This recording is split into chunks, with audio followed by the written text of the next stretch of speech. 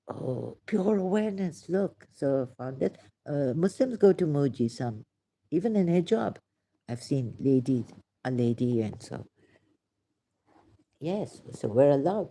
I could have done it this way and not gone through try to, the way you have been brainwashed and this Allah, try to expose this Allah, what a Satan he is, right? So messenger within Suraya and all, right? The book I found in London. This is a Awais Gurney.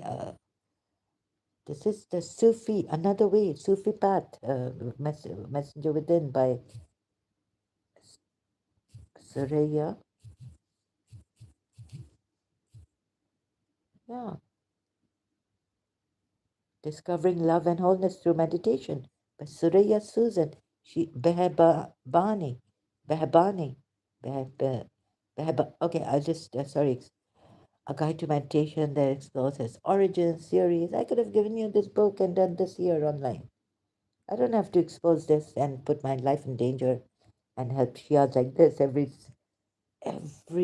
you see.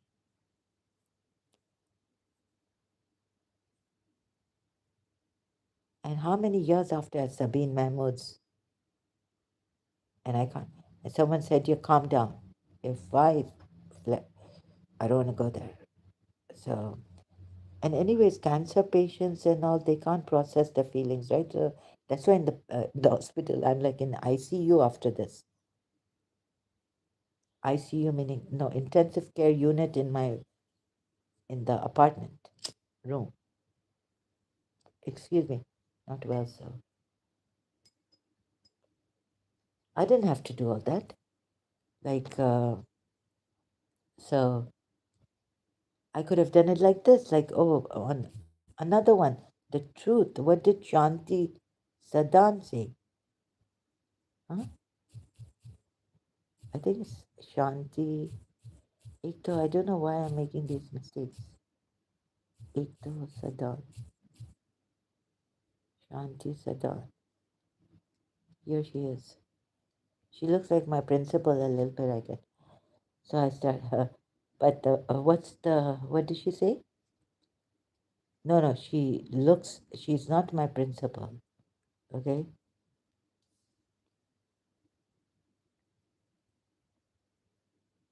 Tahir Sheikh. Who's Tahir Sheikh? Shanti Sadan High School. Oh, this is another, sorry, excuse me. Um, this lady. I can't find her channel, so I can view her channel. Shanti Sadan. So she tells us like how we can say the truth without criticizing, right? Any religion to be on the safe side. She helped, and I long time ago I saw a video on that, how the truth can be conveyed, and but no. Thank you so much, Shanti, Sadan, uh, ma'am. Amazing, amazing. Oh my God! But no, I have to take this terrible way of trying to. It's like my thing is try to program the way Shias have been programmed. Ismailis, even help His Highness Aga Khan to leave Islam,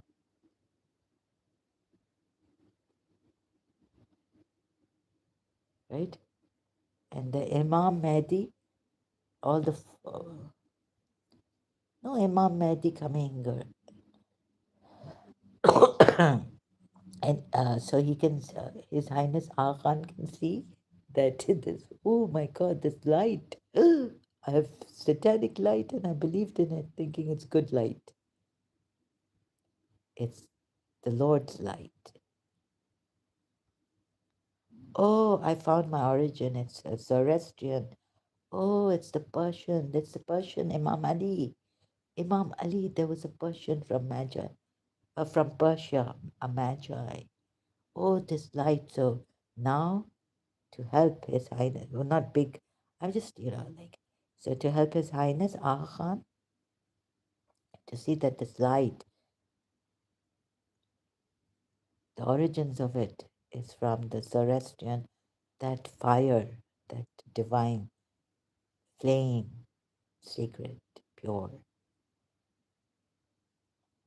It's from that light.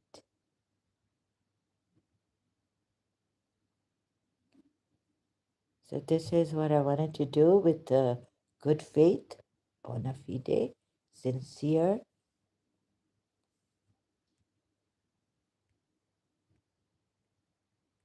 but we still have killers, it seems. And the rain didn't allow me to go out, and even the work in my building didn't allow me later on. When I thought of, again, I know I need the sun. I haven't seen the sun. And it's good, it's winter. Was it? No, I can't go out.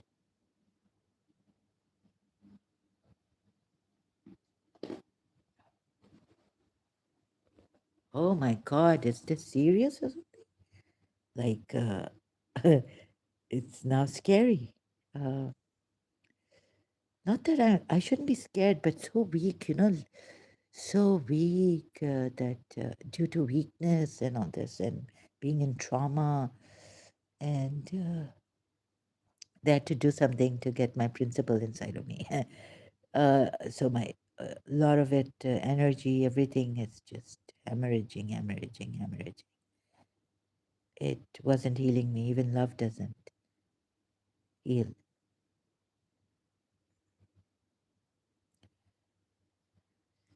So, but this was the best way, I guess, at that time, the only way they could see my loved ones to help me from a distance. And then the attack from the evil. Okay, so you see now, sorry, I didn't mean to put my Sheikh. Sheikh Said has passed away. So I have to show you now. So, Sheikh Said. Um, This is the one who has passed away, bin Zayed. Adonai, hang on. Wait, he's passed away. You see, and his lips are full and no, doesn't look like he's passed away, unfortunately.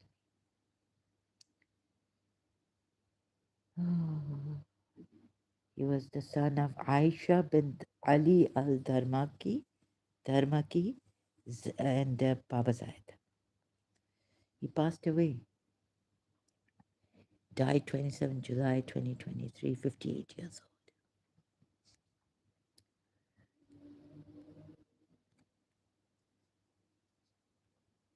So, let me see. So, I was like, he looks a bit like Francis Lusso. So I was like, but no, the lips and all. And there are people like we were in, where were we? In a European country, Zurich. Sorry, I'm not showing off. It's just that. So we were in Zurich or somewhere in, where were we? Zurich or another European country, a city. And my father, we went downstairs in the hotel, right? Intercontinental. And I'm not showing off. I no, I don't have to show off. I didn't. So my mother, me, my father, and their son, younger. So a man came, Austria. We were in Austria. So an Austrian man came to our table, and he said, "Sorry, I've been staring like at your daughter, because I had a daughter who looked exactly like your daughter, me." He was talking to my parents, and she died in an accident 3 or 6 months ago. Exactly like your daughter. So she was my daughter. So in Austria, which city was it? I forgot it. Right now, I'm kind of talking and struggling, too much energy. So that's why I'm not able to answer properly. My voice raises when there's this, when I see, and too much anxiety.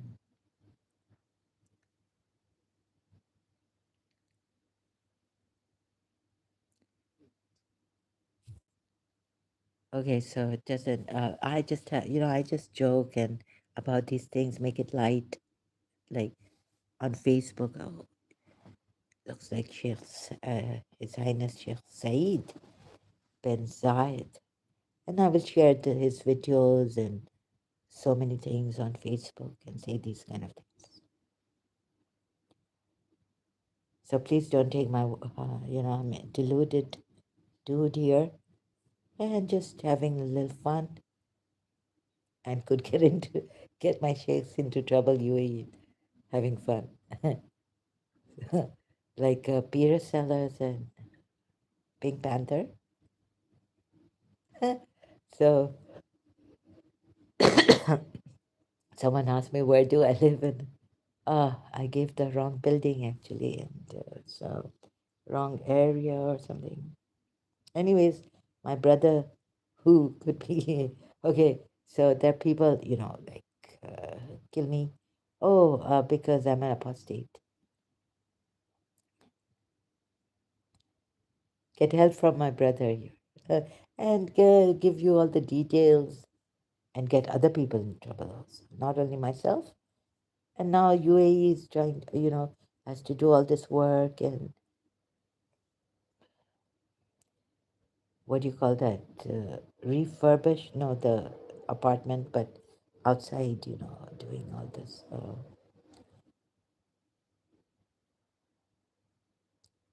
So I hope I appeal to the UAE. So young. This is terrible. Like, without Abu Dhabi, where would I be? In taking money from my youngest brother or something, or brothers, all the brothers and sister, younger, even while they're married and have children, or be in a junk yard in Karachi, dead by now, dead by. So it's, and when I feel the humanity here, something that sustains me, then I don't even have the confidence. I don't even have the energy to call, order for something, and then when I get this help, Abu Dhabi is helping me financially. Everything is theirs. So I had to do this and feeling guilty about this also at times. But I hope Abu Dhabi, they would not regret it. However, uh, the Islamic countries can, and certain people can point fingers like they have on, even on the president, against the president, that Sheikh, His Highness President, where's that president of UAE, spreading chaos, right? This video, but yes, I have felt where, where Sheikh Muhammad MB, they call it, maybe this way search. Sorry, I have to search this way. So now at least I'm not the only one who would, for whom the country Hmm. Muhammad bin Zayed because he's gone against Muslim Brotherhood, and rightfully so, right? Untold story of Middle East. Oh, architect of chaos. I, okay, I I managed to see this video and I couldn't hear it because they've helped me and financially because of my father and uh, knowing the Sheikh of Sharjah. Oh, now I get the Sheikh of Sharjah.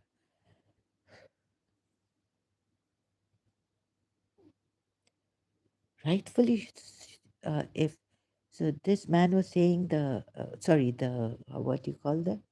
The host, the reacher, Sheikh Muhammad, His Highness Sheikh Muhammad has caused chaos because you know he has declared Muslim Brotherhood terrorist organization. Europe will suffer from Islamic radicalism, terrorism. UAE Foreign Minister, His Highness Sheikh Abdullah bin Zayed Al Nahyan, brother of Sheikh Muhammad, His Highness Sheikh Muhammad bin Zayed, has warned. And this is what's happening in Europe and even in America, in the Western countries. You see, so much. So, why are you blaming Sheikh Muhammad? Are you with the terrorist organization, Pakistani or Indian Muslim? Huh? Are you? Look at the red eyes. He's not a killer. He didn't kill anyone. Uh, he didn't cause chaos. The Muslim Brotherhood is causing chaos. Radical. Oh, you're saying that you should not declare even Saad Aziz? That Pakistan shouldn't declare Saad Aziz as a terrorist? Are you saying this? Are you allowing this? Then you'll be allowing this, sir, from Pakistan Muslim or from India Muslim? The Richa channel? Huh? Terrorist. Even Pakistan South Asia Terrorism Portal has declared Saad Aziz and his group terrorists. So, oh, sorry. Okay, so I better go now. I think it's very late and my voice just raised. I'm talking about this untold story of even Pakistan has declared Saad Aziz as terrorists, right?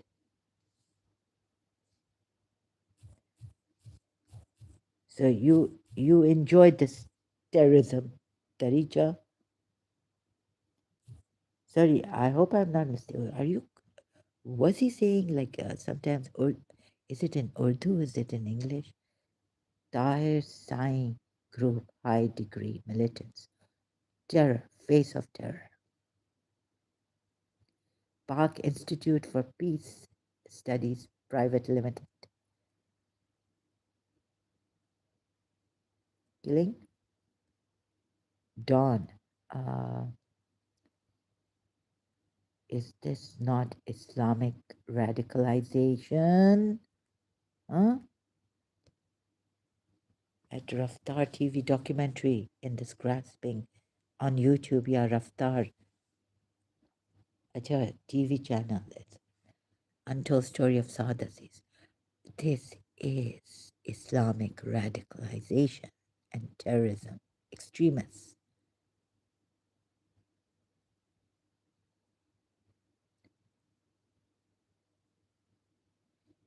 taking lives like this. And what British Pakistanis, they say no, it's not only the culture, it's Islam. One channel, British, they were discussing this, right? Let me show you before I leave that the Pakistani also, British Pakistani, uh, oh, sorry, British. I need to go and eat. gang, rape gang. Right? It is Islam influenced Pakistani. Oops,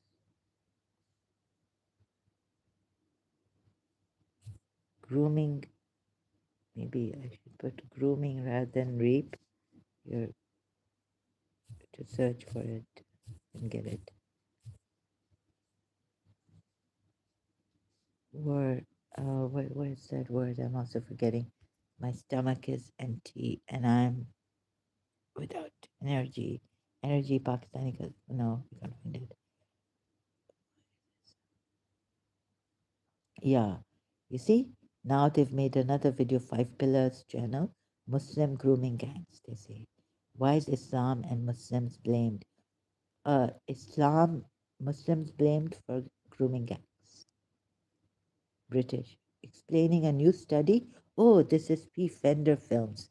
So I forgot this. Yeah. Hatun Tash and Mr. J. And UK grooming gangs and Islam by, there's a book also written by Dr. Mark Dury.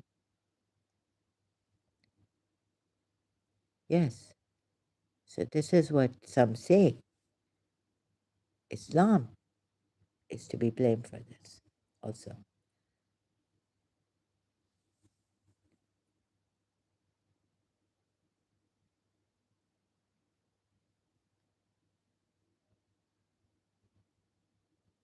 Pakistani cousin marriage fuels grooming gang culture. You've got to see this GB News channel on YouTube.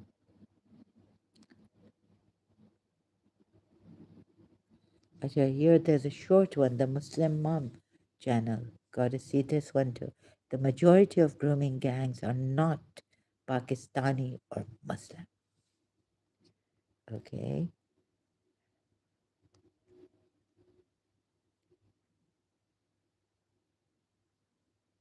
Exposed the religious and cultural roots of Pakistani grooming gang. Oh, I haven't seen this one. Okay, so let me just watch, save to watch it. Okay, thank you very much. I hope you see this, that you see the murderers and all the ego psychopaths now using this religion, and even at that time, Prophet Muhammad should have shouldn't have made this mistake of not. It's not a mistake. You should, when believers are supposed to be God conscious, he's getting ayahs and okay, prophesying that this will happen and the dogs will bark. Sham and Damascus and wherever Battle of Jamal took place against Imam Ali and the believers with Imam Ali. And Imam Ali was the caliph at that time for the Sunnis, whom the Muslims take, not the Shias. So those Muslims, so Sunni Muslims of that time, right? So if Prophet Muhammad had divorced Aisha, then this also see. And what's now the topic was that, and also see, criticizing Islam is not blasphemy or insult, and we should be allowed this. So as much as so much at stake like this religion, so please, if you can leave this religion and also help me in ex-Muslims on your channels. I'm doing my little part in on my little channel. It's so we're at least see this, that blasphemy, insulting, or criticizing. If blasphemy consists of, now this next time, right? We'll see. But definitely insult is not the same as criticism. And then we'll see also, if I have not put it in proper words or straight up telling you that if blasphemy as criticizing Islam is not allowed, then that too should not be, because it should be allowed, criticizing Islam. and it should then blasphemy law should be wiped out from all Islamic countries. But it definitely isn't an insult, right? So next time, a little bit more on that. Let's see. I go here and there. I apologize. I'm not. I haven't made notes. Things like that. Not prepared much. So I thought of just doing this tonight. And all the best to you all. Thank you for your time and attention. Really appreciate it. I have to go now. And sometimes it's like I don't even have the strength to for this video to leave you with this beautiful life. Thank you much with this video I made. We'll be Leaving back. you. Until then, thank you so much.